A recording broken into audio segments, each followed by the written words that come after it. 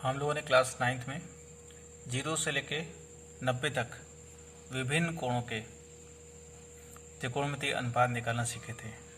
Sign 0, sine 30, sine 60, sine 90, cos 90, cos 30। लेकिन अगर उससे अधिक कोण के हमको अधिक बड़े कोण के मान निकालने हैं तो उसके लिए हम लोग निम्नलिखित नियमों का प्रयोग करेंगे।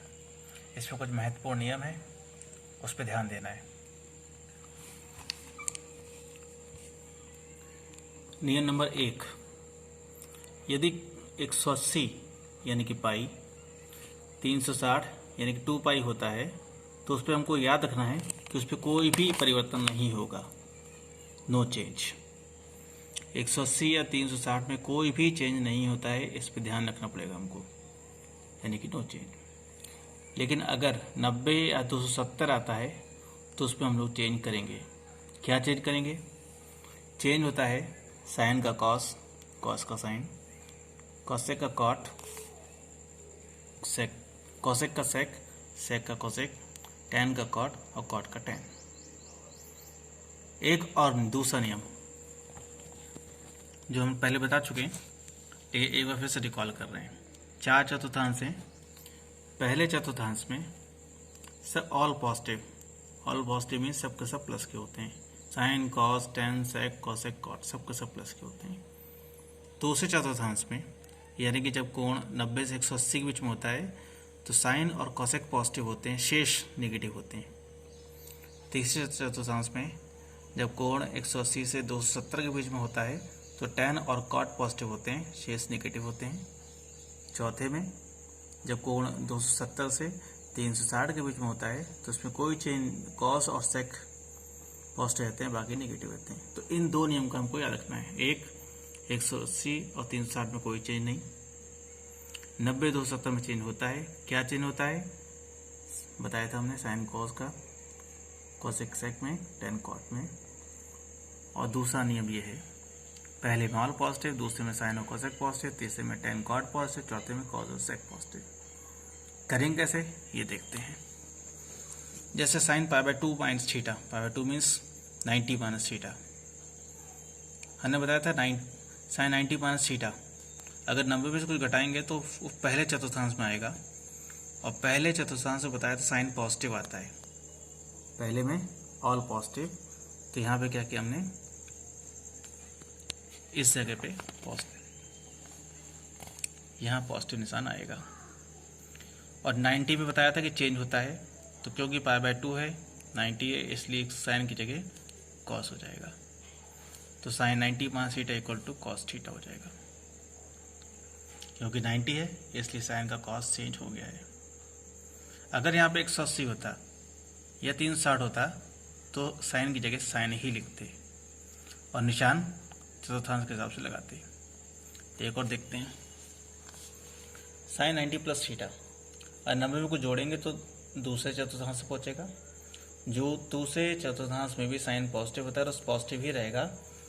90 है तो चेंज होगा, चेंज क्या होगा, साइन का कॉस, तो कॉस थीटा आ गया। 3 pi by 2 means 270 minus theta. जब 270 में से कुछ घटाएंगे तो पहुंचेगा तीसरे में। तीसरे में साइन नेगेटिव होता है तो माइनस लगा दिया। 270 पर चेंज होता है, 3 पाई बाय 2 पर चेंज होता है, इसलिए हमने साइन का कॉस कर दिया। Sine 3 pi by 2 plus theta, अभी चौथे पे पहुंच गया।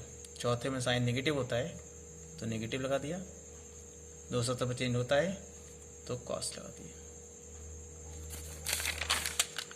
और देखते हैं साइन पाई माइनस थीटा, पाई मीन्स 180, तो साइन पाई माइनस थीटा ये होगा दूसरे चतुर्थांश में। दूसरे चतुर्थांश में साइन पॉजिटिव होता है तो प्लस लगा दिया।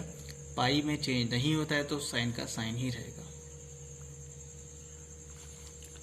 पाई प्लस थीटा ये पहुंचेगा तीसरे चतुर्थांश में, इसलिए माइनस लगा दिया। पाई पे कोई चेंज नहीं होता तो साइन का साइन ही रहेगा। 360 माइनस थीटा, जब 360 में से कुछ घटाएंगे तो ये पहुंचेगा चौथे में, और चौथे चतुर्थांश में साइन नेगेटिव होता है तो माइनस लगा दिया। 360 में चेंज नहीं होता तो साइन का साइन ही रहेगा। ऐसे ही 360 प्लस थीटा, जब पूरा 360 घूम जाते हैं तो वापस पहले चतुर्थांश में पहुंच जाते हैं। पहले में साइन पॉजिटिव होता है तो पॉजिटिव आ गया, तो sine 360 plus theta equal to sine theta. इसी प्रकार हम सभी को ज्ञात कर सकते हैं। ये टेबल है, टेबल को सभी लोग याद कर लेंगे। कुछ एग्जांपल, साइन 7 पाई बाय 2 का मान हमको ज्ञात करना है,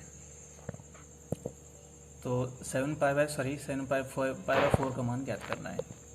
तो 7 पाई को हम 4 से भाग देंगे, 4 एकम 4 यानी कि 1 पा जाएगा, तो हो जाएगा ये पाई प्लस 3 पाई बाय 4। तो 7 पाई बाय 4 को ले सकते हैं पाई प्लस 3 पाई बाय 4। जब पाई यानी कि 180 में कुछ 3 पाई बाय 4 जोड़ेंगे तो ये पहुंचेगा तीसरे चतुर्थांश में, तीसरे पहुंचेगा। तीसरे में साइन नेगेटिव होता है तो माइनस लगा दिया,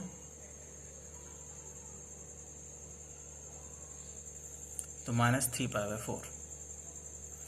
3 पाई बाय 4 को ले सकते हैं पाई माइनस पाई बाय 4।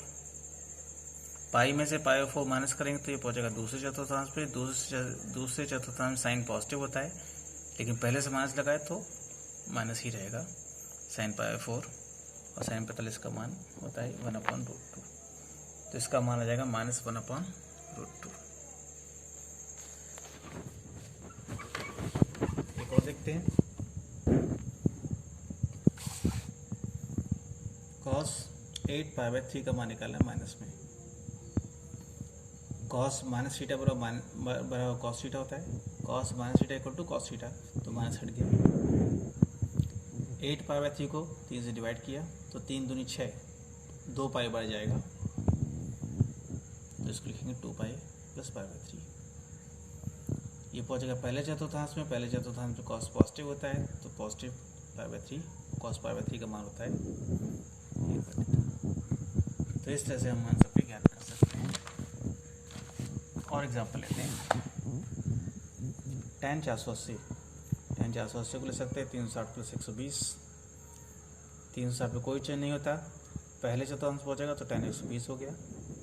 120 को ले सकते हैं 180 माइनस थीटा, यानी कि 180 माइनस 60। 180 फिर से कोई चेंज नहीं तो tan का tan ही रहेगा। ये पहुंचेगा दूसरे चतुर्थांश में, दूसरे में tan नेगेटिव हो रहा है तो माइनस tan 60 आ गया, tan 60 का मान रख दिया। इसी प्रकार इस क्वेश्चन को सॉल्व करना है, तो पहले हर एक का अलग अलग मान निकाल लेंगे। cos पाई प्लस एक्स होता है minus cos x, cos minus x cos x होता है, sin pi minus x sin x होता है, cos pi by 2 plus x minus sin x होता है। ये सारे मान यहाँ रख दिए, माइनस से माइनस कट गया, cos स्क्वायर हो गया, अपॉन साइन स्क्वायर हो गया, cos square upon sine square बराबर tan स्क्वायर होता है, cot स्क्वायर होता है, तो ये हो गया cot स्क्वायर। इसी प्रकार ये क्वेश्चन आप लोगों को सॉल्व करने हैं।